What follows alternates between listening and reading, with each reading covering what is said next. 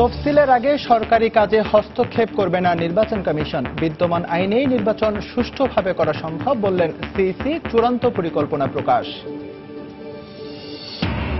আগামী নির্বাচনকে কেন্দ্র করে প্রধান দুই জোটের বাইরে নতুন ঐক্য গড়ার তোড়জোড়। বিকল্প শক্তি হিসেবে আত্মপ্রকাশই লক্ষ্য বলছেন নেতারা, আশাবাদী নন বিশ্লেষকরা। বন্যায় ফসল হানি হলেও দেশে খাদ্য ঘাটতি হবে না বললেন প্রধানমন্ত্রী শেখ হাসিনা। বিশেষ অবদান রাখায় ৬৪ ব্যক্তি ও প্রতিষ্ঠানকে বঙ্গবন্ধু কৃষি পদক প্রদান।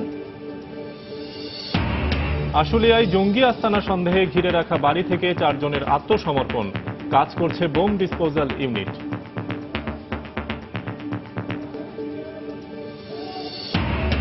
এবং কিডনি প্রতিস্থাপন সহজ করতে কাল মন্ত্রিসভায় উঠছে মানবদেহে অঙ্গ প্রত্যঙ্গ সংযোজন আইন। জোর দেয়া হচ্ছে কেনাবেচা প্রতিরোধেও।